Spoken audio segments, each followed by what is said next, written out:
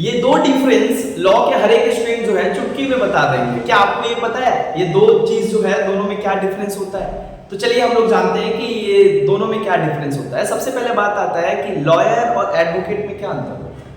देखो भाई, लॉयर उसको कहते हैं जो बेसिकली एलएलबी का डिग्री जो है करता है। एलएलबी का एक होता है क्लास 12 के बाद 5 साल का और एक होता है ग्रेजुएशन के बाद 3 साल का। अगर केवल आप ये डिग्री करते हैं तो इसका मतलब होता है आप हो गए लॉयर, राइट। लेकिन आपको केस लड़ने के लिए और क्लाइंट का केस कोर्ट में लड़ने के लिए आपको क्या करना पड़ता है? लॉयर से एडवोकेट बनना पड़ता है। और लॉयर से एडवोकेट आप कैसे बनेंगे? बार काउंसिलिंग ऑफ इंडिया का एग्जाम देकर, राइट, तब जाकर आप एडवोकेट बन जाते हो और आप जो है केस लड़ने का जो है आपके पास लीगल राइट्स मिल जाता है और इसको कहा जाता है एडवोकेट, राइट। और दूसरा डिफरेंस क्या है आप जानते हैं?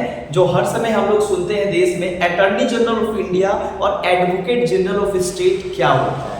एक्चुअली ये कौन होते हैं? चलिए इसके बारे में समझते हैं। अटॉर्नी जनरल ऑफ इंडिया जो है वो देश के सरकार का वकील होते हैं और जो सरकार को रिप्रेजेंट करते हैं कोर्ट में। सरकार के जितना भी लीगल मैटर्स होता है उसको सुप्रीम कोर्ट में जो है वो रिप्रेजेंट करते हैं। मतलब सरकार का, देश का सबसे बड़ा अगर कोई एडवोकेट है, राइट, तो वो कौन है? अटॉर्नी जनरल ऑफ इंडिया, जिसके बारे में हमारा संविधान में भी मेंशन किया गया। Attorney general of India is an constitutional post in India, right. जो कहां मेंशन किया गया? आर्टिकल 76 में मेंशन किया गया है कि जो राष्ट्रपति के द्वारा उनको अपॉइंट किया जाता है। और एडवोकेट जनरल ऑफ स्टेट जो होते हैं वो हर एक स्टेट का सबसे बड़ा एडवोकेट होता है जो स्टेट का मैटर्स को क्या करता है?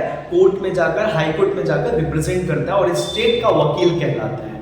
तो आपसे एक क्वेश्चन है कि आपका स्टेट का जो है कौन एडवोकेट जनरल ऑफ स्टेट है? आप मेरे को कमेंट में बताइए। और आपको वीडियो कैसा लगा? और ऐसे ही वीडियो लीगल फैक्ट्स के बारे में और लीगल एडवाइस और लीगल नॉलेज जानने के लिए जो है हमें हमसे संपर्क करें और हमें फॉलो और लाइक जरूर करें। धन्यवाद।